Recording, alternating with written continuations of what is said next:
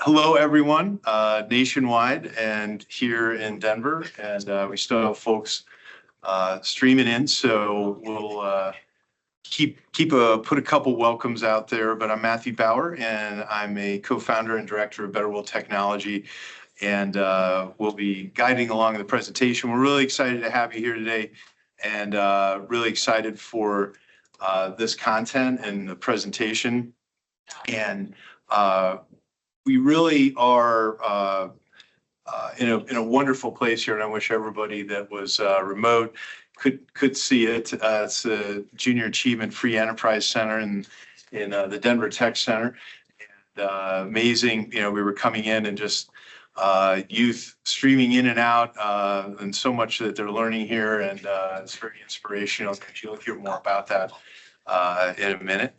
But just want to give a little bit of a lay of the land of what we're going to be covering. So we'll, our co-hosts with Microsoft and Pax8 and Junior Achievement will say a few words each, and I'll introduce them in a moment. And then we're going to dive into the first section, which is what we call the offense, of the offensive, not to be offensive, but a offensive side of the strategy, which is Microsoft 365 Copilot, and thinking about how AI strategies for nonprofits can really accelerate the organization and help in so many ways. And we have here Joe Schuster from Pax8 to do some live demos as well and take you through some of those real-time benefits. And then we're going to break into IT strategies for nonprofits and do with Rachel Tibbetts, who's the Chief Operating Officer here at Junior Achievement Rocky Mountain. We'll do a case study there as well. And then we'll end with cybersecurity and compliance for nonprofits. So those two are more on the defensive strategy side. And so we have a little bit of offense, a little bit of defense. And I'll get into now introducing some of our colleagues and co-hosts, amazing people. So why don't I start with Justin Sheedy, who's the Territory Channel Manager, Tech for Social Impact, Microsoft Philanthropies, and Microsoft. And Justin, I'd love for you to say a few words. Thank you so much, Matthew. Great to be coming across a great platform like Teams live this afternoon to everybody participating online and that's there in person. As Matthew said, I'm a Territory Channel Manager for the Tech for Social Impact team for Microsoft. That's essentially our nonprofit-focused vertical team within Microsoft. At Microsoft, our mission is to enable every person on the planet to achieve more. And within Tech for Social Impact, we take that a step further through to deserving organizations to enable them to achieve their mission in a better way, leveraging our productivity tools, our security tools, and our IT strategies that you'll hear more about today. Tech for Social Impact in the last year alone gave away $4.7 billion in grants and free software to deserving nonprofits around the globe. Through our employee match program, we donated over $225 million to charities that our employees and our company cares about. And we service and support over 375,000 nonprofits around the globe. So you'll hear a lot about the great offerings that we have at Microsoft, but it is critical that you rely on trusted advisors like Pax8 and like BetterWorld and not go at it alone and really understand the things that you're trying to achieve and the challenges that you're facing, being secure and compliant, trying to do more with less that we'll cover down on today. So pleasure to be here and supporting these organizations and these partnerships, and really looking forward to the content that we'll cover today. Wonderful. Thank you, Justin. And I'd like to hand it over to our host, our physical host here at Junior Achievement Rocky Mountain, Amanda Dixon, who's Senior Development Manager with JARM, to say a few words. Hi, I'm Amanda, and I'm with Junior Achievement Rocky Mountain. And we are part of a network of junior achievements that started in 1919 in Massachusetts with the idea of just helping kids learn how to get a good job, manage their finances, and become successful in life. Our mission is very similar to what you said at Microsoft. Our mission is to prepare students to succeed in a global economy. And we do that by our 3 pillars: personal financial literacy education, entrepreneurship education, and I think most importantly, career readiness. We do that through in-classroom curriculum that is taught by teachers as well as professionals who volunteer in the classroom with the students.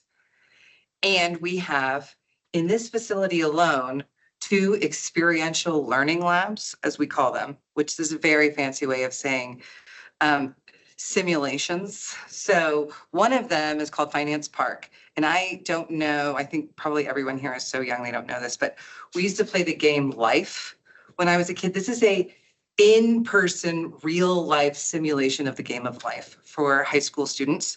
And it teaches them about budgeting and how to manage their own finances and what it means to have a spouse and kids and health insurance and car insurance and a mortgage. And some of it sounds terrible, but then they also get to buy a fancy car and then realize that that was too expensive. And they learn how education helps them in some ways and the costs and the consequences of all the decisions that they make. So really what it is it teaches them how to make informed decisions.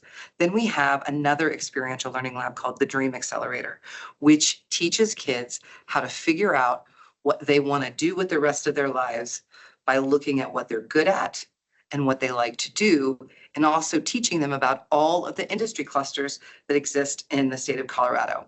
There are 185 junior achievements around the world, but currently there's only 1 Dream Accelerator. So JAs from around the country and around the world come to look at this as a way to teach kids about what it means to look at a career. So I think it is the most effective and efficient way to teach a student who knows nothing about anything to having exact achievable goals that they can incorporate into a plan and follow through with their dreams. That's what we do. That's Awesome. Does this center support statewide, or are there other So chapters? Yeah, so this is Rocky Mountain, Okay. which is basically this metro area up to all the way through Wyoming. Okay. There's a JA Southern Colorado and Colorado Springs, and then we have a JA Northern Colorado that is very closely associated with us that we work with directly. Okay. And then we also have one in Routt County. So we have kind of a mountain JA. Yeah, But cool. There's a National Junior Achievement Conference in this facility next week for everybody who's started within the last year. So they'll be from Dallas, like Cleveland, all over the country here. Yeah. Thanks. Yeah. Let's move on to our co-host as well, Patham Bandara, Microsoft Tech for Social Impact Manager at Pax8. Patham, we've got a few slides for you to go through. Yeah, thank you, Matthew, and thank you, Amanda. Great work you guys are doing there. And thank you, everyone, for joining virtually as well as in person. Great to have you all here. As Matthew mentioned, my name is Patham, and I'm the Tech for Social Impact Manager at Pax8. And if you're wondering who Pax8 is, probably you know Junior Achievements, you know Microsoft, and you probably figured out who BetterWorld Technology is. But if you're wondering who Pax8 is, think of us like your Amazon or eBay to buy software solutions. We're a software marketplace, and we work with a wide network of partners and vendors. So that's what we do. So how can Pax8 support the growth of your nonprofit organization? This is where our program Tech for Nonprofit comes in. Our mission is to curate a diverse selection of software solutions tailored to address the unique needs of nonprofit organizations around the world. Through strategic collaborations with our vendors and resellers, we aim to make these solutions affordable and accessible to nonprofits. Ultimately, we strive to empower nonprofits with the power of technology, enabling them to make a positive impact in their communities. Amanda mentioned about 3 pillars to their program. Well, our program also has 3 pillars. The first one is marketplace curation, and that is identifying solutions that are very relevant to you and making those solutions affordable and accessible. Then comes reseller development, which is empowering our partners like BetterWorld Technology and helping them to grow their business while contributing to the greater good. But the heart of our program is you, nonprofit organizations. So we know that nonprofit organizations worldwide work tirelessly to address some of the world's most challenging problems, whether it is providing education to rural communities, offering shelter to the homeless, funding research to cure diseases, or serving their local communities. Your mission is to make the world a better place. And at Pax8, we believe it is our shared responsibility as well as an opportunity to support this sector in need. So this program is all about building partnerships with our vendors like Microsoft and MSPs like BetterWorld Technology, who share our values to make this mission a reality. Matt, if you can jump to the next slide, please. So it is no secret that cost is by far the most important consideration in technological investments when it comes to nonprofits. In fact, a recent report published shows that 78% of the nonprofits agree with this. So if we want to get the best-in-class technology in the hands of nonprofits, we need to make it affordable. And Microsoft has been the true pioneer in this space through their Tech for Social Impact program, like Justin mentioned earlier. They've been delivering grants and discounts to nonprofit organizations for several years now. We have recently added Dropsuite and MailGuard nonprofit offerings to our Pax8 marketplace, where our partners can purchase it for the customers. And the latest addition to this program is Show Impact, which is an impact measurement solution, and Foxit, which is a document management solution. And we are working tirelessly to keep expanding this portfolio of products to our partners so they can pick and choose the best solutions that fits your needs. If you can go into the next slide, Matthew, one last slide. So we know AI can be a significant benefit to nonprofits, and that's what we are discussing today. But if you feel hesitant to introduce AI, you're not alone. To maximize AI's potential, we must change our approach on how we work. Copilot, we'll hear more about today, is more than just a tool. It is a new way of working, and many organizations prefer to adopt Copilot with a partner support. We know nonprofits manage vast amount of sensitive data and must comply with privacy and security regulations. Protecting this data is crucial to maintain trust with donors and volunteers as well. While AI can enhance operations, it is essential to mitigate these associated security risks. You will hear from Matthew and the team in a second as well. Security is the key starting point for AI adoption. Nonprofits often we see they lack in-house IT expertise, especially these smaller nonprofits that need help with that.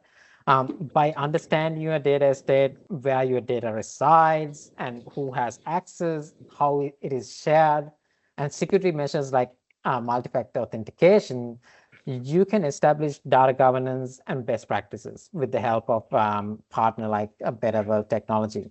They will help you to include setting up frameworks, policies, and processes to ensure this data quality, security, and compliance as well.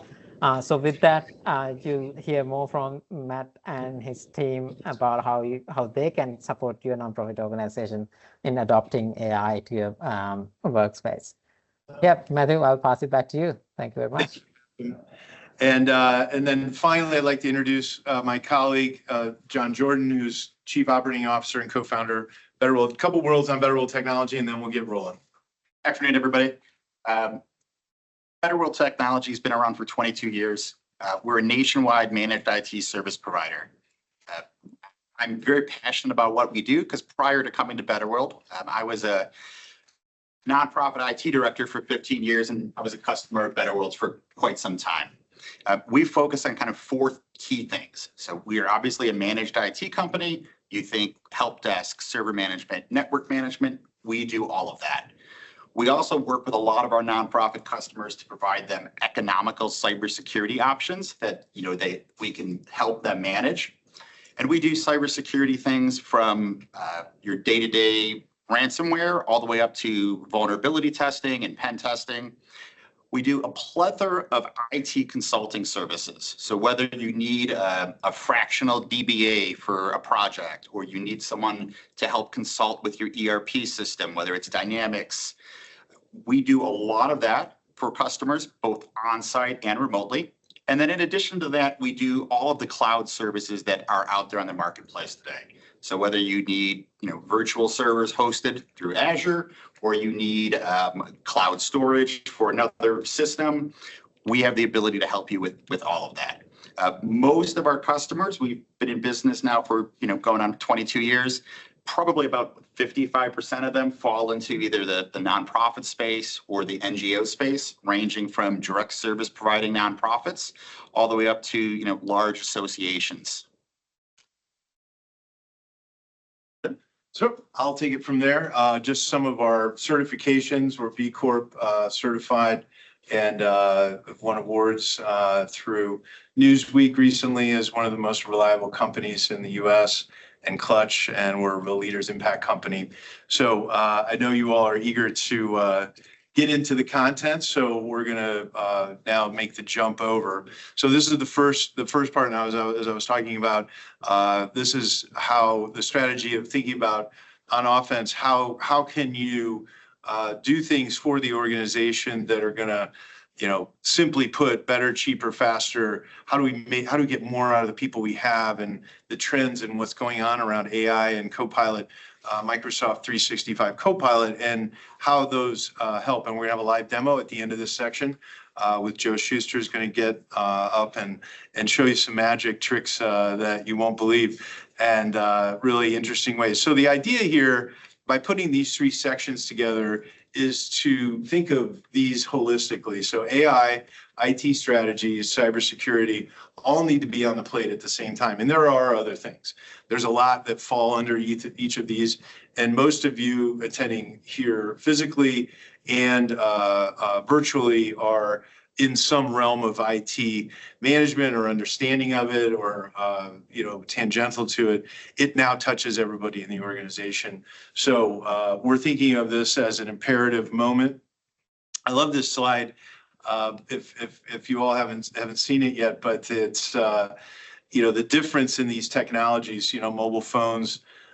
Some of us here and maybe out there remember the day when there wasn't a mobile phone on the market, and it took 16 years to get to 100 million users, and then the internet 7 years. Remember when that was born as well, and Facebook 4.5, and ChatGPT took 3 months to get to 100 million users. So, regardless of how we feel about it, it's here, and it's here to stay. And how can we put it to the best use possible? Well, some numbers around this, and a lot of data is coming out. A lot of research has been done.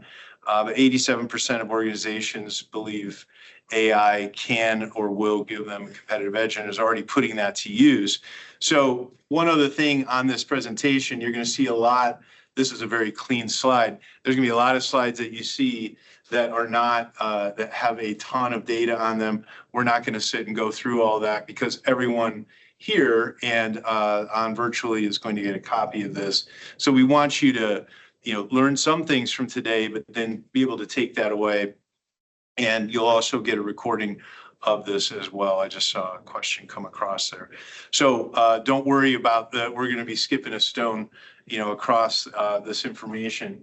But some more data, and there's a lot out there. You'll see some of the slides that we're doing just are more reinforcements of what we're talking about. So there's both a, management looking to get more out of employees, and AI can help do that.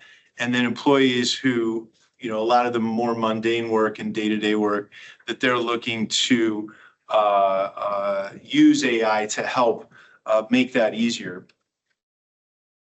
So what are some areas for nonprofits specifically that, and again, I'm not going to go through every single one of these components, so you can read this on your own time, but I'll pick a couple that I think are really important. And one is the decision-making process.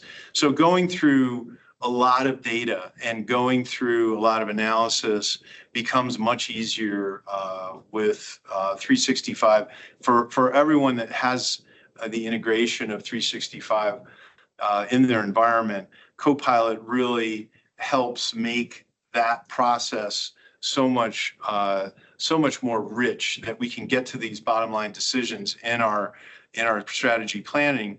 And then communication, I'll pick that as well. So whether we're creating that, and we'll see examples of this. So that's why I'm not going to go into any one piece in great detail, but we all have on a day-to-day basis the need to create documents, to create information, and the tediousness of this sometimes, it can take weeks to create the perfect deck and the great deck or what you think is a great deck.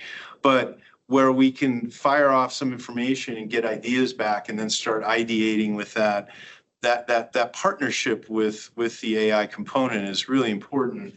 And I think a lot of folks were sort of scared of it in the beginning. It's like, oh, all these cyborgs are going to come in and replace us. Well, what's happened is that it's actually a much more partner-oriented type of relationship where we feed information, it gives us back, and then we're able to take that and use it and go much faster and get deeper into topics. So there's two ways to kind of plan and look at it, and that's I'm just gonna do a few more slides, and then Joe can take us on our way and show you some live demos.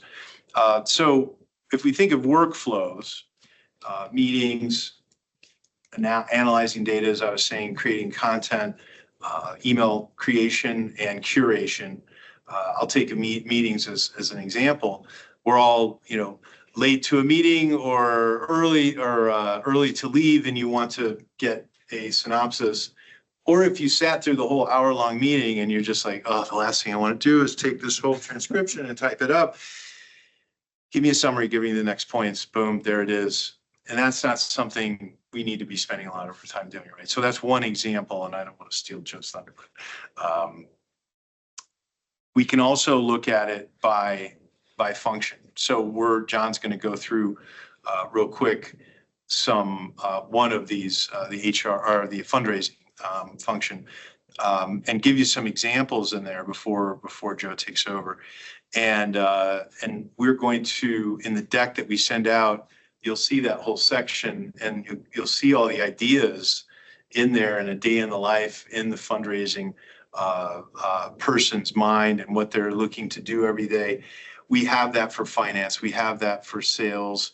I mean, sales is not revenue. Fundraising, I think, is more the right term for the nonprofit sector, but also in the production of programs and different elements. So this is a very busy slide. This is a great one. When you get the deck, I really encourage you to look at this, because they're detailed studies that were done of employees, and like they ask a question like, what can this do to help me in my day to day? And first thing that came up is save time. How can I save time? How can I do work smarter and not harder? And it goes all the way down to solving problems that they have on a day-to-day basis. So again, I'm not going to spend a lot of time. The ROI on this is pretty simple, and I'm not going to spend, there's 3 slides on ROI here that you can read in your own time, and there's been extensive studies in these different areas, program delivery and fundraising and finance. But think of it, if you could save a couple hours a week, just a week, that adds up on the month of, let's just say 8 hours, and how much, if you extrapolate that over the entire organization, and you take the license costs and you divide it, and all of a sudden the numbers are pretty astounding, actually. And from all of those, from everybody who's used these tools, and the Copilot 365 view will attest to this. So we have other angles of looking at this and how that manifests itself out. So how do we prepare for this? We have to go through a traditional process. What are the goals? What are the pain points? What are we currently doing and how we're doing it? And what's our data strategy? And then what are the resources for us as an organization to do it? And so I'd like to hand it to my colleague, John. He's going to do a quick quick stone skipping across these slides, and then we'll have Joe come up and do a live demo. Joe will do the fun part. That's where everyone wants to get to. In the presentation deck, there's a handful of real world use cases where you can take kind of some example sample employees and what you spend time on. I will use myself as an example. I mean, we all get a lot of email, correct? Probably more than we have time to read, and probably more than we want to read. One of the things that, is incredibly helpful is, Copilot can summarize your unread email messages for you, can find out key things that you need to read, and can tell you what's important. It's obviously nothing's perfect, but it can save quite a bit of time. One of the things that's also we hear from a lot of folks is a lot of our nonprofit customers use Excel, and they are just not Excel experts. I mean, I've done this for 25 years, and if you ask me to make a pivot table, I still have to Google and make sure I'm doing it right. With Copilot, you can tell it what you want it to do, tell it how you want to see it, and it can do it. And if your organization, for example, uses Power BI and some of the more complex things, you can ask for assistance and have it help you kind of get to where you need to be. In terms of someone who's, kind of a fundraising professional or a finance executive or something of that nature, just saving a little bit of time from Microsoft Teams or Outlook right there, getting 45 minutes of your day back in terms of prioritizing what you should be reading and what you don't have to read is a big thing. In terms of like idea creation and coming up with ideas, having Copilot in PowerPoint kind of speeds up your process from taking your ideas or your facts and figures and making it look visually appealing. I have a very practical use case of something like we've used Copilot for at home. I have a son who has special needs. He struggles to write as well as his colleagues and his peers. There's no problem coming up with ideas, though. So we can type his idea into Copilot, and we can come up with his story that he needs to submit for school. So instead of handwriting a 2-page paper, he can come up with his idea, give his thoughts, tell it what he wants it to do and say, and it helped him kind of speed that up along. That's a real practical use case for how we're seeing people use it. Not all of us are artists. Coming up with visually appealing PowerPoints is a art as much as it is a science. But if you have your facts and figures, you can really kind of dive in and get to it quickly. Teams is another thing. If you're using Microsoft Teams on a daily basis, like Matt said, we sit through more Teams meetings than there are. Having your action items summarized for you at the end of the meeting is fantastic. Having it, tasks built in for you on what you need to do and when is even better. And more importantly, going back and asking it like, hey, did I miss something? Did we not fully understand X, Y, Z? Or can you give me back the highlights from a meeting from a week ago? Just some very practical use cases for what you can use it for. In terms of kind of like where you see time, obviously reducing what you do manually is probably one of the most important things we see. The 27% savings in terms of, meeting preparation time. We internally at BetterWorld, we use the Copilot with Microsoft Teams. We record all of our internal meetings. It gives us our summary at the end of the meeting. We don't have to do that anymore. We don't have to have an admin sit in the meeting and take the notes. The notes are there. They may not be perfect, but 80% of it is what we need, and it saved us the manual time. In addition to that, using it for kind of like research. So if you have, an Excel file or data on individuals, whether it's donors or employees, and you want to ask it questions on, what do people care about? What has this person given historically? Show me a 5-year giving history for a person.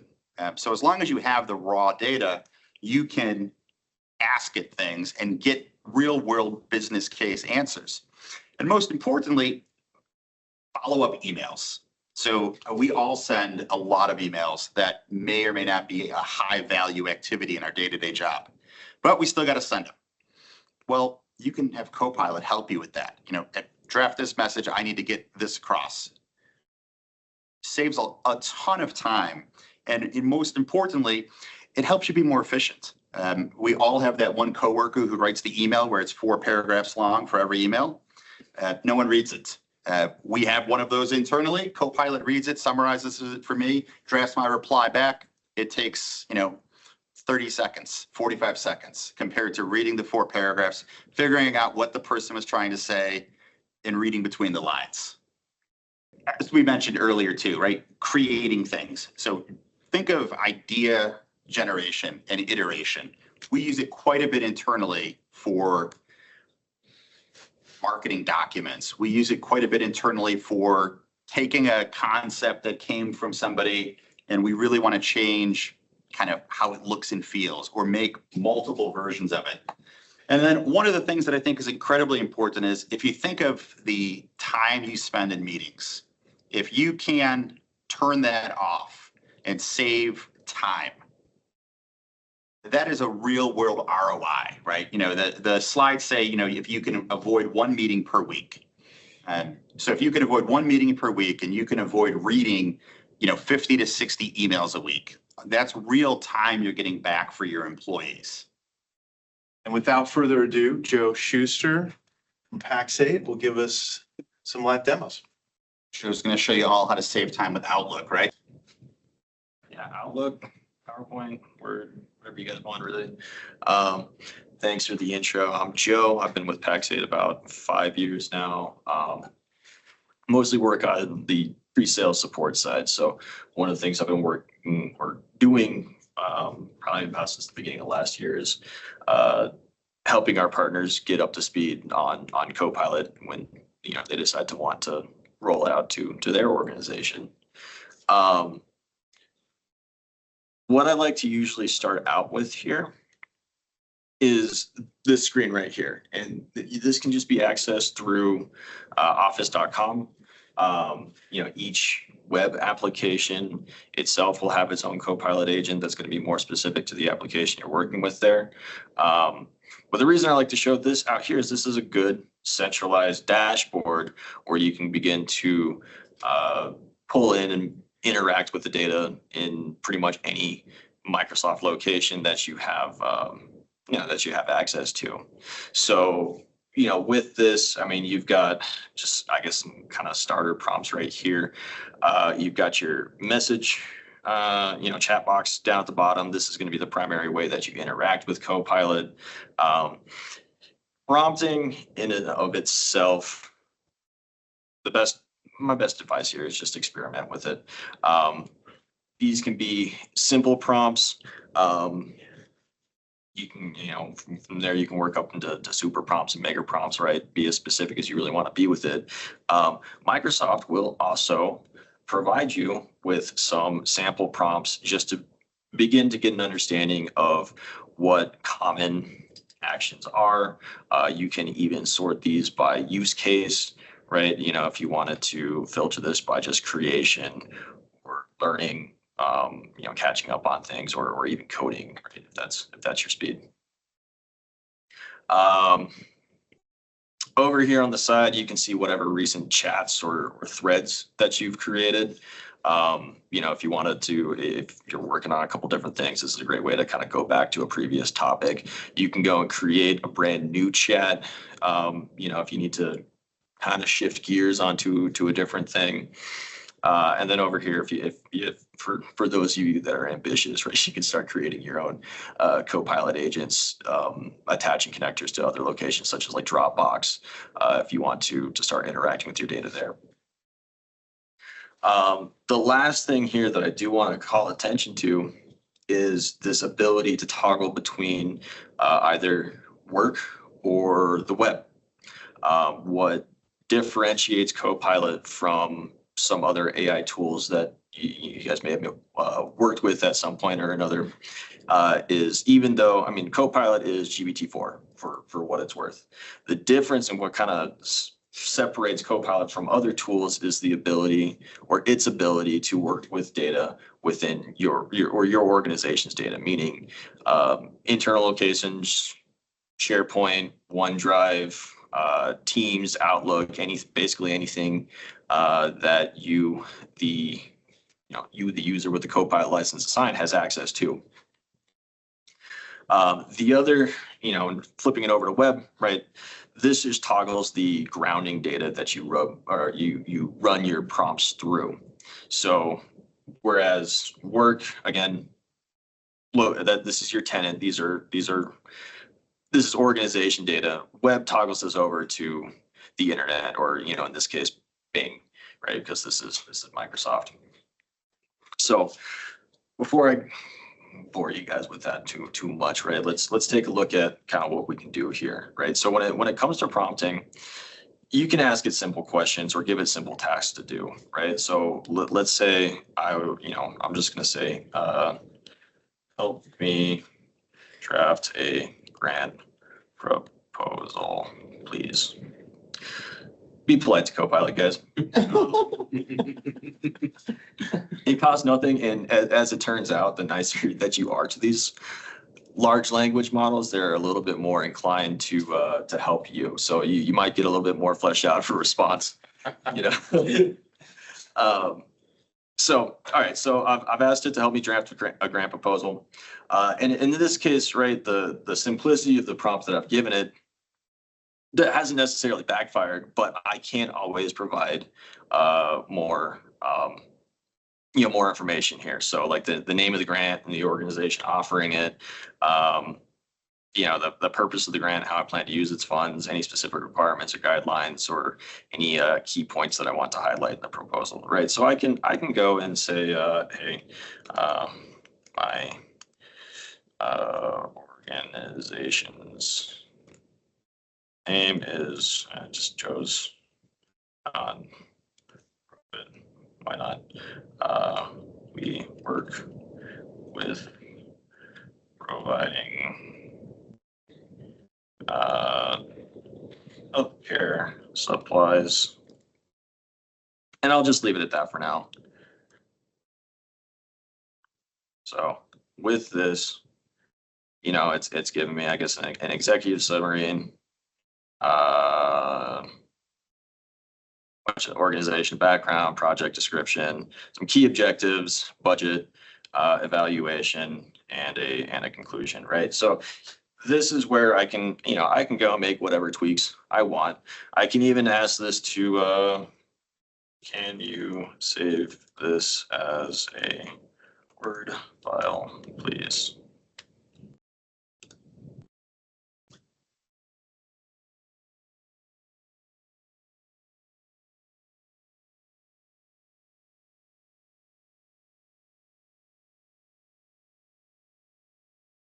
All right. So it's created a Word file, but it looks like the external link was removed to include my privacy. So here's let's do this here. Let's go over to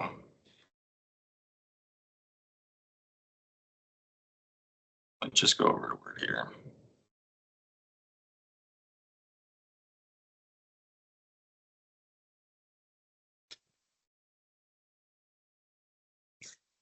While you're doing that, we had a couple of questions. Do you mind if we throw a few of them out there for you? Sure. Somebody asked, can you automate and schedule prompts? Not yet. The scheduling automation, I guess, kind of is a little bit tricky right now.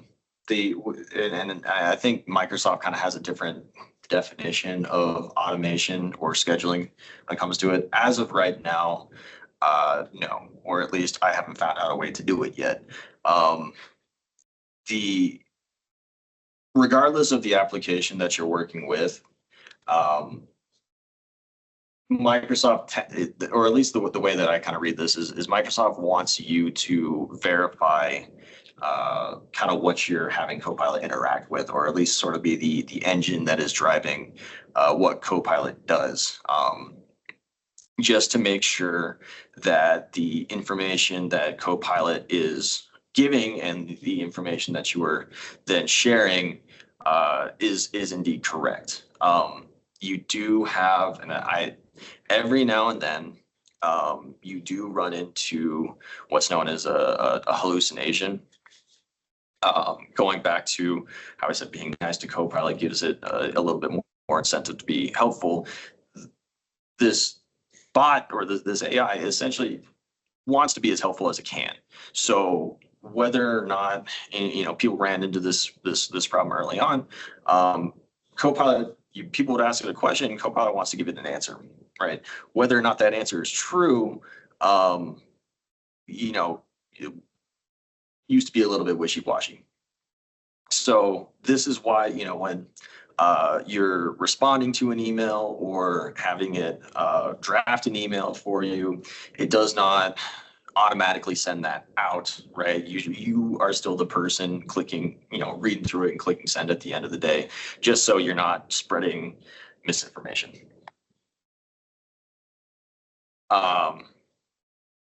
Okay, so in this case, just for the sake of time here, I'm gonna have, rather than recreate the grant proposal or whatever, I'm gonna have it here. Or maybe let's do this. Draft a grant proposal here. Actually, let's do this. I'll just use the shortcut. One thing that you can do here is insert, and you can do this on the other page as well.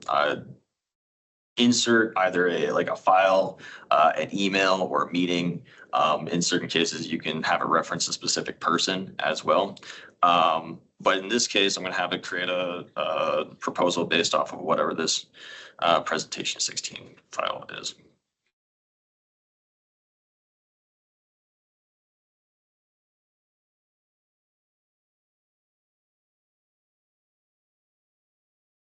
So this is something where, you can use like a web search based off of this. In this case, I inserted a specific presentation. I guess in this case, it's implementing Copilot PowerPoint, right? That's given an introduction, key features, design suggestions, data visualization, speaker notes, right?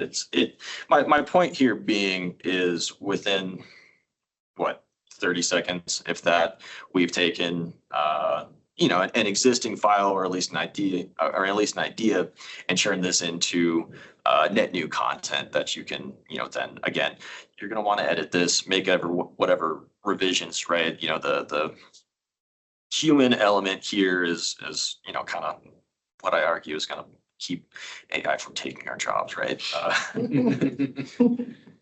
So with this, the other thing that we can do here is you can see down at the bottom right, we can keep it, we can regenerate this, right? If I don't, maybe I just want to generate a new version.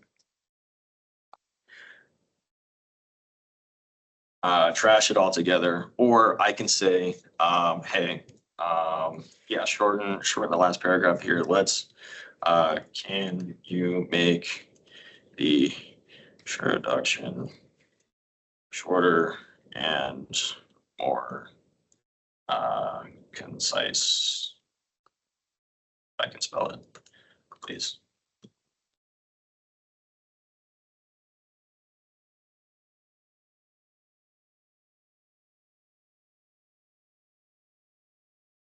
Now, the other thing you can do here as well, and just a kind of pro tip, is you can go and highlight a section. When you do that, you'll see this little icon show up in the corner here. With this, you can take this and I like auto rewrite, make it shorter. Also get coaching. You can do this in Outlook as well for what it's worth, right? But if you want Copilot to kind of analyze what you've written, give you notes on it without actually making any changes, you can have it do that as well. So, I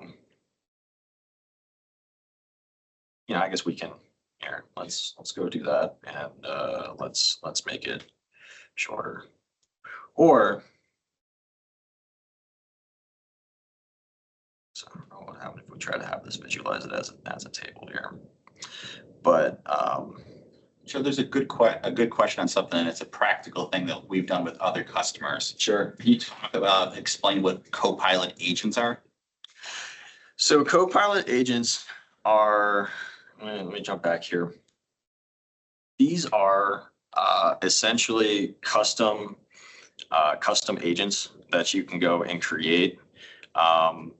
This is something that myself and my team have been experimenting with a lot easily, or not as easily recently.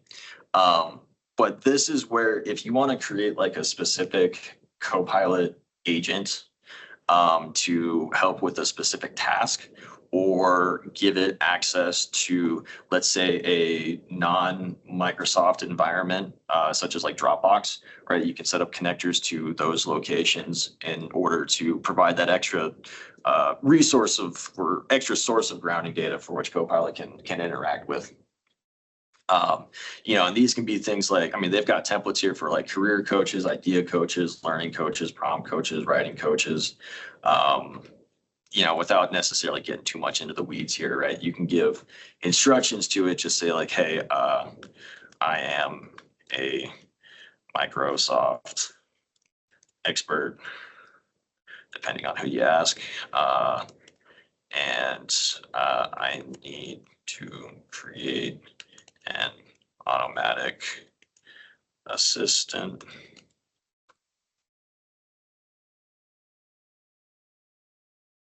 to help answer Microsoft related questions. All right, and then down here you can go and select, enter like URLs for websites for what's it like, folders, files, websites, toggling on web search here, right? This will just either, use the websites that you list as data sources, or we'll just use the web. If you turn web search on, we'll search the web in general when going to answer your question. With here somewhere, you can upload SharePoint sites or SharePoint locations. There are, last time I checked, I'm not seeing it right now, but there are connectors you can set up to, again, like third-party data sources, such as like Dropbox and stuff like that. So this goes into Copilot Studio, which again is just a matter of, or a means to create your own custom Copilots to serve, I guess, more niche tasks that you want to create a Copilot for. And this may be more advanced, but is that only created on your Copilot, or can your team use those same agents? Yeah, so when creating it, you can open up permissions to, you can do either. Great. So run through a couple other things, right? So like John said earlier, one of the things that people like to use this for more often is something like summarize the last 10 emails in my inbox, please.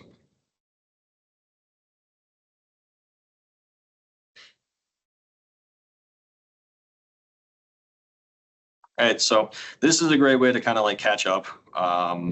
If you've been out of the office, or if you're like me and just don't like checking your email. So with this, you can kind of drill into any of these a little bit. A little bit more if you need. You'll notice too that whenever you answer, you probably noticed this on some of the other pages, that when you answer or enter a prompt, Copilot will give you some suggested prompts to kind of like follow up on. Again, just kind of as a way to speed things up. Right. So let's see if I want to want some more details about this training course here.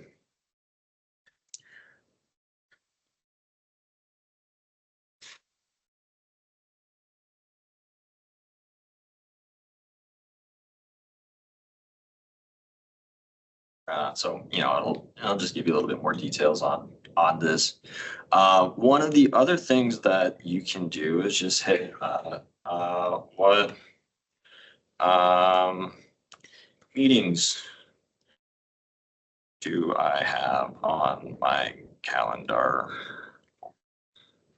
the next 2 weeks.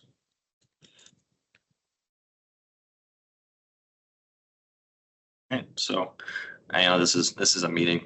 This is a meeting I sent to myself. I'm the only one in here, right? It's lonely in this tenant, but right. So this is a great way to kind of like catch up on my calendar, my emails. I can also say, here, let me start a new chat here. Is what's the latest, lastest from. And again, once I press / here, I can begin to insert again either people, files, meetings, specific emails, right? But if I say let's catch me up on Nestor Wilk here, which is me for what it's worth. So I can check recent emails. It will also give me, files that I've been working on, or this user has been working on, or any meetings that, this person might be in as well. The other thing that you can do is say, hey, schedule a meeting next week. And I'll throw another / in here. I'll just do Megan Bowen here.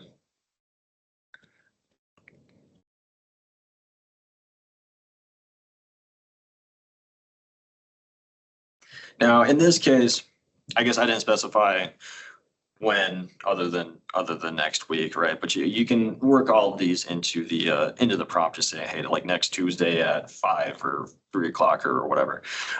With this, it's basically kind of put this meeting together.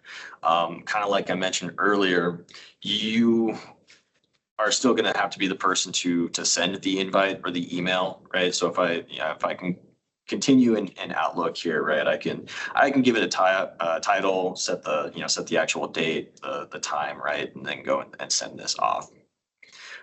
Same with emails, right? You can have it draft in that previous location. You can have it draft in Outlook as well for what it's worth. But here, let's take a look at that actually.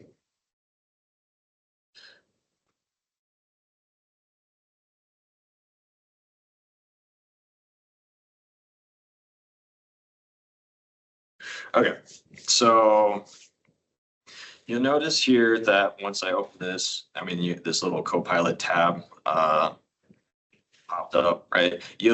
Regardless of the app that you're working in, you'll see a little Copilot button that you can use to just to interact with it in that app as well. So in this case, I can say like, help me write, schedule, understand. Let's say if I were to go to a new email here, right? You'll see a draft with Copilot. I'll say like, hey, help me draft an email describing how Copilot can assist on profit organizations.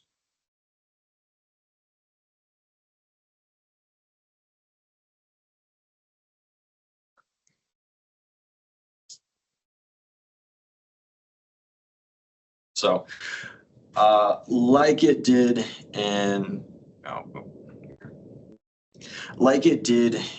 Word, right? You can choose to keep it, discard it, like modify the content, make it shorter, longer. But you can also change the tone. And this is, with this, you can make it more direct, casual, formal. You can write this as a poem if you want to weird out your colleagues. But the other thing that I want to call to attention here is because this is using company data, right? This is not only taking a look at M365 locations such as like SharePoint, OneDrive, Outlook, Teams, right? But all of that is part of your data within the Microsoft Graph. So when drafting, and this takes a couple weeks to kind of get up to speed in, but without kind of getting too much into detail here, Microsoft Graph is all of your data associated with your user inside your Microsoft tenant. So specifically, when it comes to like Outlook emails, Teams chat history, it takes and kind of, compiles all that data, and over time will begin to pick up on your own like linguistic nuances or tones or inflections. And as creepy as it sounds, over time we'll begin to draft kind of more in your style, just to make it a little less, just sound a little more like you, a little less AI generated. Like I said, that takes a couple weeks to kind of really get the hang for. And, there's kind of a learning period initially for your one getting an idea of how to interact with Copilot, but Copilot's also kind of getting a better understanding of you. So here, let's make this, let's make this a little bit more casual here. What is the default style or tone? Like the first thing that came out to you? Here, let me. Pretty formal. Yeah, pretty formal, like, yeah. I guess I'm not even, oh, here we go, right? So we got, and I guess this is just, it's added some exclamation points and stuff like that. Here, let's go and make it more. Let's just go and make it formal again. All right, so it's, and so it's without, instead of opening up with an exclamation, right? We've got I hope this message finds you well. Admirable. You're going to want to tell Copilot to not start with those ever. And is all this all has to be on the web-based stuff, right? So it can't, like somebody who just posted, they said they can't find Copilot on Outlook. So if they're on their desktop version, is it being able to connect, or is it just on the? No, this should work. This should work. I'm using a web app here just because this is kind of a self-contained sandbox, so I don't accidentally misshare, company data here. But this will work identically in the client application as well. Is there something that you have to turn on and You toggle? need the license. You need the license. Yeah, other than having the license assigned, I don't think so. I know there's some things in Teams that you might have to go and enable in order for Copilot to interact with, like, for example, in Teams meetings, right? You need to enable at least the transcription, if not the recording itself, for Copilot to have a transcription to interact with, which is just like a setting in the Teams admin center. But other than that, it should just be having the license assigned. Okay. If you're in Edge though, Edge does have some simplified features that will still work with the data on your computer or on the browser. Okay. And if you have a license as well, like if you're using like the Outlook mobile app, for example, you'll have it in there as well. From a security standpoint, how do you restrict the Copilot to specific data, like prevent HR sensitive information, things like that? That's a great question. The short version is get to learn Microsoft Purview. That's their set of data governance and compliance tools. The easiest or probably the simplest way that I can put it is Copilot will only have access to the information that you, the user with the license assigned, has permission to view, meaning that it will have to adhere to any role-based access control that your user has, as well as any like sensitivity policy or information protection policy that you have set up with your tenant. So get familiar with things like sensitivity labeling, like data loss prevention, like I said, like RBAC or role-based access control. There are some, one of the things a colleague of mine just shared with me, I think coming down the pipeline, there are some more, there's going to be some more like robust access controls within here as well. Like just under the like the settings, right?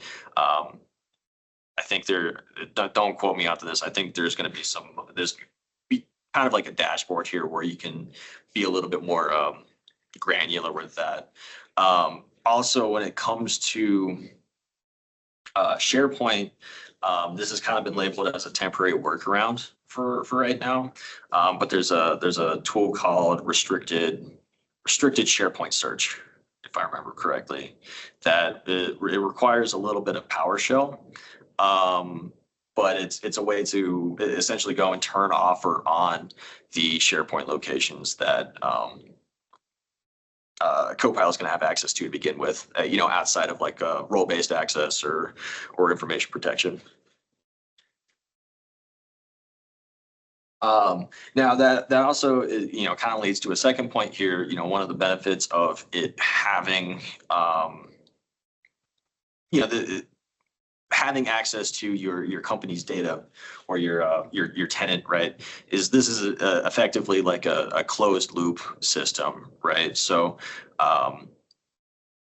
obviously you don't want your company data being used to like train other AI models or things like that. So that's another kind of main question around that. Copilot here in this sense is essentially like a closed loop.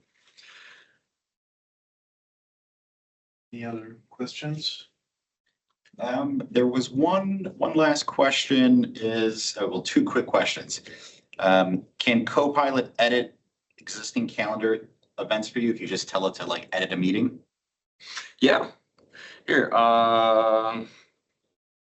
let's do this. Can you? And then there was one other question that, there's a lot of folks who use like AI note takers for meetings. Does Copilot have the ability to join meetings on your behalf and take notes? No. At least, no, I'm gonna say no on that one. That you would still have to be able to join the meeting yourself. Again, there would have to be a transcription for Copilot to work with. The other thing too is when interacting with teams, you're still working with a interface like this with Copilot. Teams has its own AI note generator, which has there are varying degrees of how happy people are with the quality of notes that it takes. However, Copilot will not automatically. I mean, you can ask it to recap the meeting up until this point, or list any action items, any mentions of you or a specific user. But that is still like an interaction with a chat box like you see here. So unlike like an otter.ai, which automatically goes into the meetings, which we keep seeing pop up here. Yeah, it's a little bit different. Okay, so I wasn't able to find, maybe it's because this meeting hasn't actually elapsed yet. So here, let me ask it this. What? Yeah, I'll reuse this one.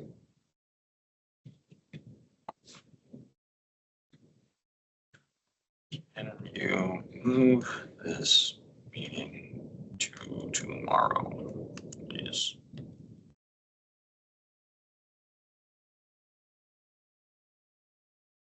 So it'll go in, like I said, it'll go and kind of create the meeting, or basically, you'll go over to Outlook and it'll open up the scheduling system again, but it should, right? It's moved the date up till tomorrow. It's kept the same time and all that, but it's moved it to the 21st rather than wherever I had it scheduled next week.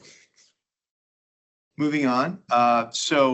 Thank you, Joe. Thanks everyone for your awesome questions. And as you can see, that was so tip of the iceberg that this is an endless array of tools and learning. It's like you're learning a whole new language, right? And you're learning the language of communicating with information that you want to put to use for yourself, instead of you having to create that all from scratch and do all these functions that help us do more with less. So shifting from how we go on offense to defense. So the last two pieces of our presentation today are around IT strategies and trends.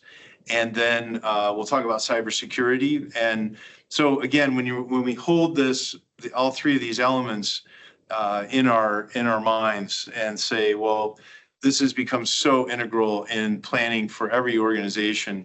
At the end of this section, we'll take some questions, of course, but the last piece, Rachel Tibbetts from Junior Achievement Rocky Mountain will do a short case study on this area and the great work that she and her team have done.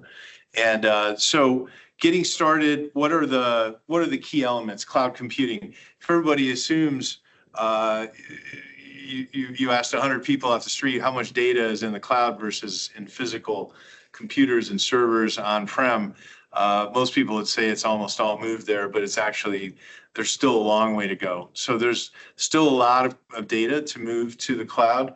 I think the latest estimate I saw was there's only about 20% of the data. About 80% of data is still premise-based or connected to a premise in some way. And cybersecurity is obviously on everybody's mind. Threat actors and the folks who are using the cyber world for their advantage. It's now the fourth largest country by GDP in the world. And when we look at the importance to every organization, it's not if, but when now. And we've got to treat it that way and be very serious about how we put in the right strategies around that. Data analytics and AI, we just went through a lot of information there. And how do we leverage that to gain the insights we need and to work in a different way? And then COVID, we were from remote work, we were sort of here. And then in COVID, we came over here. And everybody, you hear a lot of headlines like, arrow, back to work. But we've actually kind of settled in sort of here. Many percent more. It was about 5% before COVID. It jumped way higher, and now it's settled back down to 25%. So it's a reality, makes the whole picture a lot more complex. But as the trends are shifting and the teams that are required to run organizations, IT, and create the strategy, it is a lot different than it used to be. You don't need as many people on-prem to do the work as you used to because a lot of stuff's in the cloud. A lot of the people are moving around. That's not going to change. And if anything, it'll only just keep accelerating from here. And then, so when we talk to our customers, when we talk to folks about how do we plan around this, it really starts with the assessment. That could be you're on a compliance journey that you're having to either you have to do or that you're doing as an internal exercise, or as we'll touch on in a little bit, cybersecurity, which is becoming more norm for everybody. So that assessment is a gap of where you are, where you need to be, and it sets that. And then you start to look at, okay, how do we recover from a disaster, whether it's a physical one or if there's a breach, and then the funding to execute the plan, and how we can use the infrastructure for, where are the opportunities for savings as well. And so I will briefly hand it to my esteemed colleague for the next few slides on, really the decisions around doing this yourself or outsourcing it. And even though we are an MSP, we tell everybody this. There is a balance now, and for compliance journeys and things we'll talk about, it's very important. So for, our customers and for just, any of the folks we're interacting with, whether they're, buying solutions through us or they're buying tools through the Microsoft Marketplace and Pax8, there's quite a few things available for you to help improve your overall security standpoints. Oh, Matt had to turn the camera on. You didn't get to see my smiling face. There's a couple of things, if you're an Office 365 company, there's some very generous add-ons that you can add in through Microsoft to help make your organization more secure. And in terms of kind of like what we do for our customers, whether you're a nonprofit customer or a for-profit customer, they all get the same baseline. So, from a products and services standpoint, they're all getting the same type of tools and solutions. And, with many of the organizations we work with, we have to get creative to make sure that they can have the same things that our for-profit customers have. But at a minimum, they all have, some type of 24/7 monitoring of their environment. And then we look at how organizations like BetterWorld can help organizations with, how can they do more with less? Most of the clients we work with can't afford a full-time IT security person, or if they do, they stay for such a short time that they're constantly rehiring and training folks. And what we do for folks is, we work with you to find an option that's in your budget with the tools that you have, and that will hopefully outlast all of the individual employees that you have. One of those things that we do quite a bit lately is compliance and regulatory. So we're working with a lot of organizations in terms of regulatory requirements, whether it's taking credit cards or medical records or having access to personal identifiable information, and what they need to do from a policy and procedure standpoint.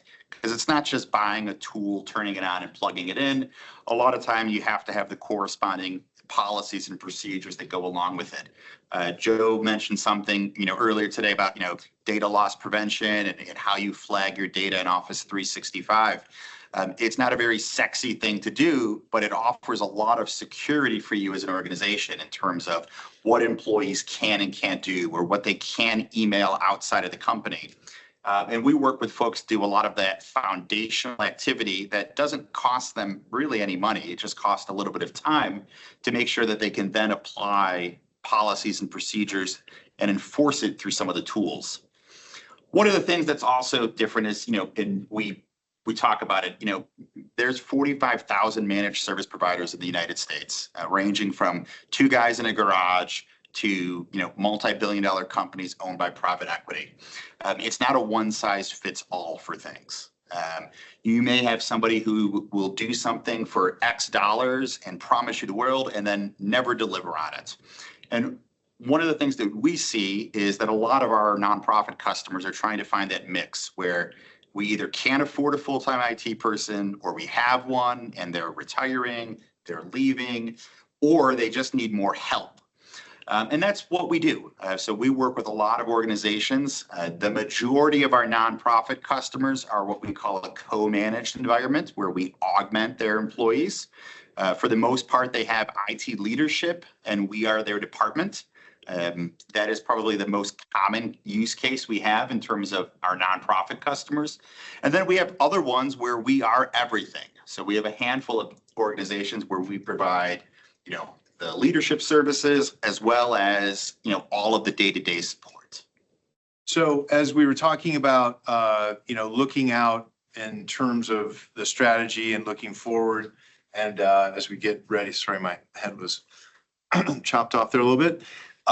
So the audit is the place where you start, and then updating the strategy regularly, and then looking at the entire organization as a whole and how the organization can innovate around that.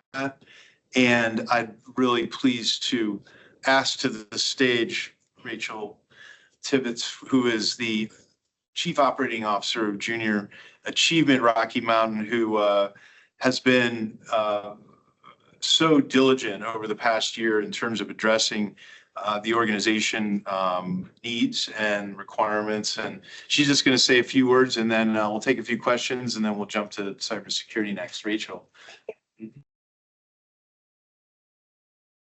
Yes, so I'm Rachel Tibbetts. I am the COO here at Junior Achievement Rocky Mountain. I started here not quite 2 years ago. In a role that was new to JA. Kind of prior to me coming on, no one had really been tasked with looking at JA's infrastructure sort of across the organization. It was just very sort of siloed, I guess. Somebody did a little bit here and somebody did a little bit there. So one of the first, well, and looking at it really from the perspective of risk management and efficiencies and compliance. As I stepped into the role, I realized pretty quickly that it was actually at the exact same time that we moved into this beautiful new building. And so we're kind of in a turning point in our organization as well.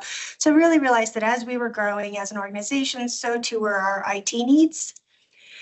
And as you know, in my professional role, and as I think about IT, my priority is often, not often, it is and always will be security and business continuity.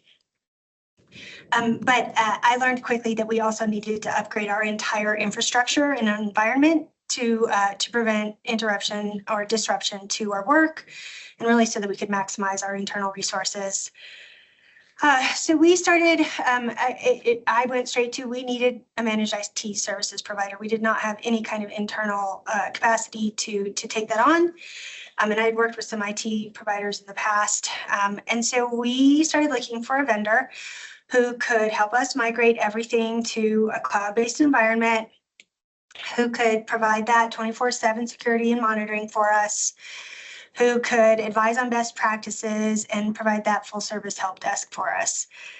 We put out an RFQ and actually, coincidentally, ended up selecting BetterWorld as our partner, in part because they could provide all of that for us, but we really got a feeling that they would come alongside us as that partner. So when I look back to where we were when I started, I'll paint you a picture. You can laugh with me. We had an end-of-life 12-year-old unmanaged on-prem server in a room that had a leaking. There were limited backups. We could only access anything via VPN when we were off-site anywhere. We were using free antivirus software. Passwords were shared freely and saved in the spreadsheet out there where anyone could access them.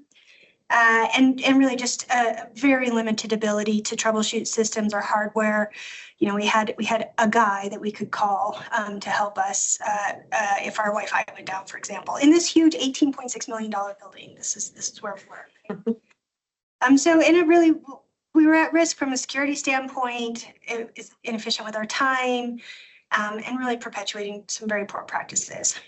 So, and to be fair, all of this really came about from having grown organically as a small, scrappy nonprofit that's really, really mindful of every dollar of our funders' money that we spend.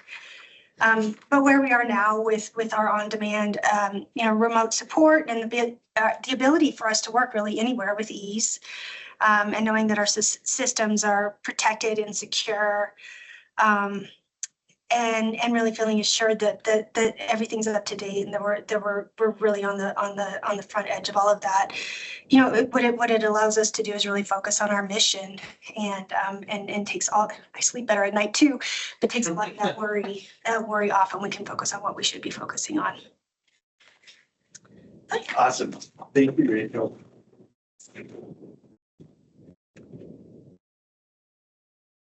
IT. So now we're into the Bell app. So the last thing everybody's talking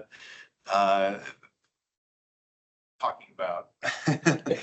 Cybersecurity clearly is a focus of every organization now, and just even in the past year, things have shifted a lot. So what we want to look at it in terms of, and I'm just making sure I have my slides styled up correctly. So I'm not going to get doom and gloom. Again, you can read what's going on here as you get the deck, but more nonprofits have had a cyber incident in the last year than not. Ransom attacks or ransomware attacks are up 70%, 85% nonprofits being reported phishing attacks, and these are high level numbers that again I don't want to use as a scare tactic, but everybody knows, and it's just good to have the perspective of how much this is growing and why are nonprofits targeted, right? So there's a lot of really important frontline services that nonprofits provide. Billion vulnerable individuals. Not all nonprofits are doing these things, but we just picked a few of the headline items. There's an element to what a lot of nonprofits do that could instigate action from a threat actor that's maybe not just for financial gains. And so when you look at the bottom line, though, nonprofits raise over $1 trillion. So there's a big pot of money there for threat actors to get motivated around it. Again, I'm not going to dive too much into the numbers here. You can read these when we get to them. But I like this one, which the top priority now. This is a CompTIA survey of nonprofits and for-profits done every year, and now cybersecurity is the top priority by organizations. When you look in the IT realm, it is firmly at the top there. So we have a lot of justification and a lot of reasons why this is on top of folks' minds. What we're going to talk about is sort of a couple things right here, and I'd like John to roll through these next 2 slides, and then I'll come back and finish things up. We're going to talk about compliance and cybersecurity insurance and wrap things up right after that. But this is a good perspective slide on where nonprofits sit in the mix, as well as the next one of when the event actually occurs. Thanks. Sorry. One of the things that we hear from lots of folks is, we're not at risk. I don't have anything that's important. That will never happen to me.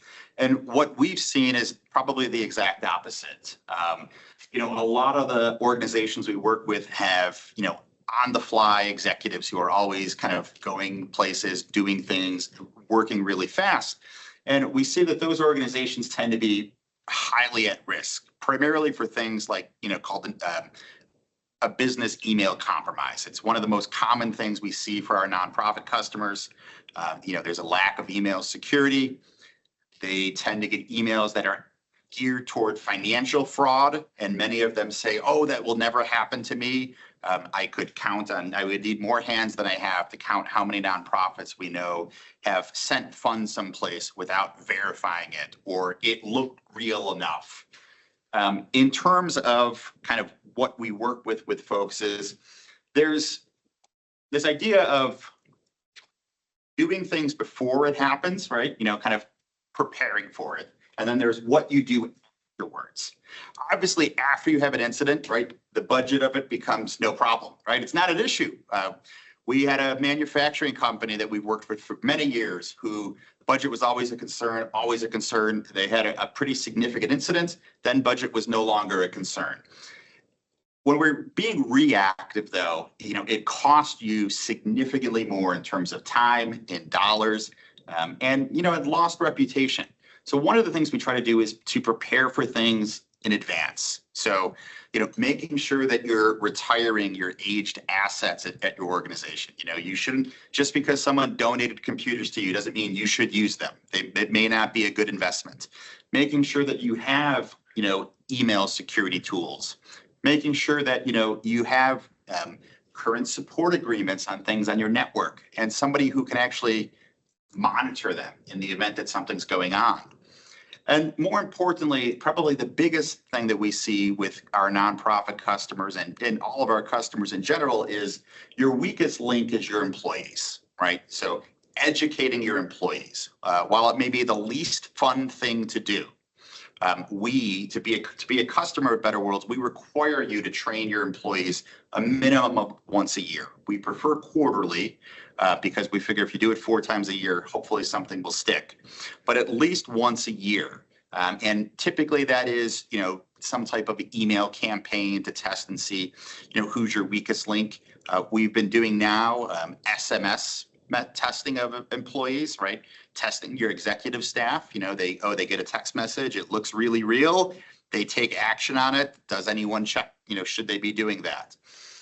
That is really one of the most important things. And then having the underlying processes for them to make sure that there's some type of approval process or some type of recurring training, and making sure that you have those things. And one of the things we do with our customers, we meet with them regularly, either every week or every other week. And a lot of the times it's not going over their day-to-day stuff that's going on. It's going over, I need help with XYZ policy, or we have a policy, but no procedure to actually enforce it or do the work. And that's really the values, like an organization like BetterWorld has, is that's what we do and we help you with. Couple of considerations to keep in mind.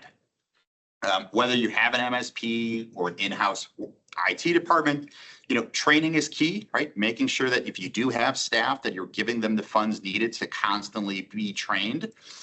New things happen all the time. We require our employees to do 125 hours of training annually. That's the requirement to keep your job, okay? If you don't do 125 hours of training, there's a path to make sure that you get there, or, you don't stay with us. Having an incident response plan. Most of our customers say, oh, we have a plan in the event of a disaster, or we have the plan in the event the building burns down, but we don't have a plan for, hey, our accounting team was compromised and we sent a bunch of money somewhere. Who do we call? What do we do? Most of our clients don't even understand kind of the language that's in their insurance policy if they have cybersecurity insurance. In terms of making sure you're regularly, testing, we've talked about that and doing regular security assessments, having resources and, some type of expertise, right? Having at least access to them, whether you have an MSP or you have an internal IT team, knowing that, sometimes something's going to come up that's over your IT person's head, and having someone to call when that happens. And then, the two most important things we talk about is just, having strong access controls. Most of our nonprofit customers, when they come to us, they may not have, MFA turned on. They may not have a lot of the features in their Microsoft 365 environment turned on. We encourage and require some of those to be turned on for all of our customers, and we help you get there. And then understanding kind of like what the marketplace is, and understanding what are some of the most common scams. A couple of years ago, it was email. Well, now it has really shifted to being more cell phone centric, right? We all have a cell phone. We all get text messages. The amount of people who will click on a link in a text message without giving it a second thought is astronomical. And what they do next can really put you at risk. So, in terms of a couple of things that are kind of important to keep in mind, right? The average cost of some type of data breach is $150,000. And that's, real dollars, right? Your insurance, if you have a cybersecurity insurance policy, will cover some things if you're meeting your fiduciary duty. And that means if you're not training your employees every year, if you don't have certain policies and procedures, what we see most often is that the insurance carriers deny the claim because they don't have to. They don't have to pay it if you're not meeting what they say you need to do in your insurance policy. A couple of things, if you are currently using Office 365, right, you can turn on MFA, you could turn on advanced threat protection. There's security awareness training. We make all of our customers utilize an EDR system. And, one of the things that is worthwhile is making sure that you're kind of testing your organization. So whether it's testing employees, right, through social engineering testing, or if it's a vulnerability testing, but making sure that, what you think happens actually happens is incredibly important. And then, obviously there's, what we call the housekeeping items, making sure that your software and your computers are up to date. We have many nonprofit customers who we bought Office 5 years ago, and we bought it from XYZ place, and we are going to stick with it until, we feel like we've gotten our money's worth out of it, versus going to a newer version and having to pay for it. So, making sure that, even if it's not Microsoft related, right? If it's, your Adobe products, if it's your antivirus software, making sure that you're keeping everything up to date.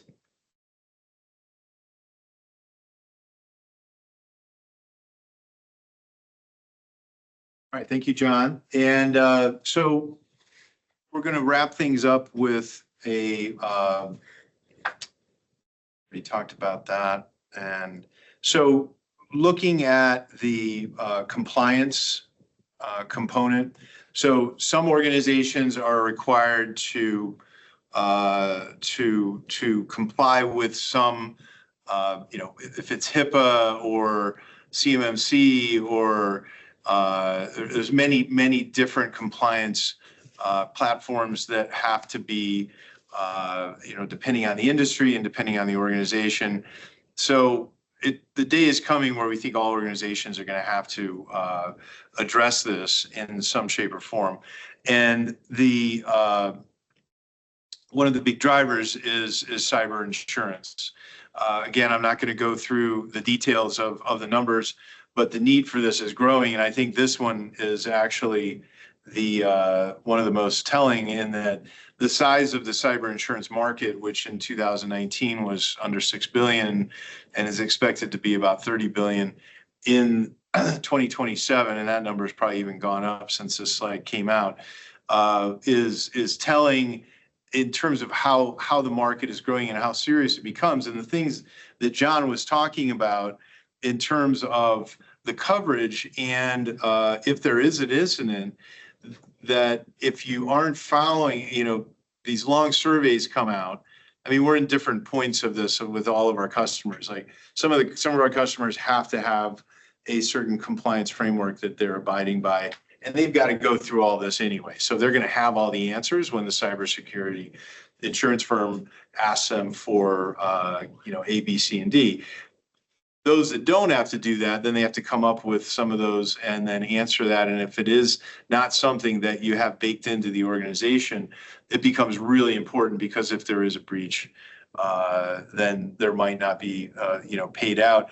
And when there is a breach, the hours after that are so important, and to have that recovery plan and to have the policies in place and to know what to do instantly, and to have a partner who can stand behind that and be there instantaneously when it occurs. So that brings us to our, kind of back to where we started, which are these three areas that we see now as so critical for nonprofits. And that is the AI strategies for moving forward, and then the IT and cybersecurity for the defense. And, really so excited that all these organizations joined us today, both here in Denver and across North America. We had such great participation, and literally over 100 organizations were in the meeting with us. And we look forward to hearing all your feedback. And definitely we'll keep you online as well as future events come up. And of course, anything we can do to help as you're moving down your journey as well. We're excited to stay in touch and do that. Thanks to our partners, thanks to Microsoft, thanks to Pax8, thanks to Junior Achievement. And we look forward to talking with you all soon. Any last questions before we wrap up? I work for a nonprofit. We get nonprofit pricing for Microsoft products. So I'm confused what Pax8 is still. So that's like it's on top of that, or it has other things besides Microsoft? And I know you're not Pax8 guys, but those are, or some of them are, or something. Yeah, so Pax8, we're actually right down the road. Okay. We are a cloud marketplace that has a huge focus on the nonprofit space as one main point. So we are partners here with BetterWorld. We sell them their Microsoft and other nonprofit items. The focus here is to make sure that we do have cloud application SaaS products available to the masses, to the MSPs, to serve nonprofits like yourself. One of the things where, a lot of nonprofits we work with, they started with a credit card and a web page buying software. And as they've matured, their needs have changed. You can buy your software licenses, through, any MSP at the same price you pay Microsoft. But what you get is you get the support of Pax8 and the MSP, If you've ever had like a question, if you bought it online, for example, or through some of the other places. We buy them through like, yeah, I think there's another provider we use. Yeah. Buy them, but I know we get the pricing because we're a nonprofit, right? And so you're just, okay. Exactly. Yeah, we specifically work with like managed service providers like BetterWorld, so not end users like nonprofits. Okay. We like to say we do Microsoft better than Microsoft does Microsoft. They tell us. I don't know if Justin's still We got out people there. like Joe. Okay. One of the things is in an example of, a value add from buying through an MSP with a software relationship like this is that when you have, say you have a Microsoft question, you ask that question to a real person, they get you an answer. It does not take 30 days to get a response and you're not submitting it online. You're Okay. getting it through a real person. Okay, thank you. I was unclear on that. Thank you. Any other questions before we wrap up? All right, thanks, everyone. Appreciate your participation. Great questions and look forward to your feedback. And as promised, we'll be sending the deck and you'll all get the recording of the session as well. And have a wonderful day. And I think we're about to get a big snowstorm here in Denver, so.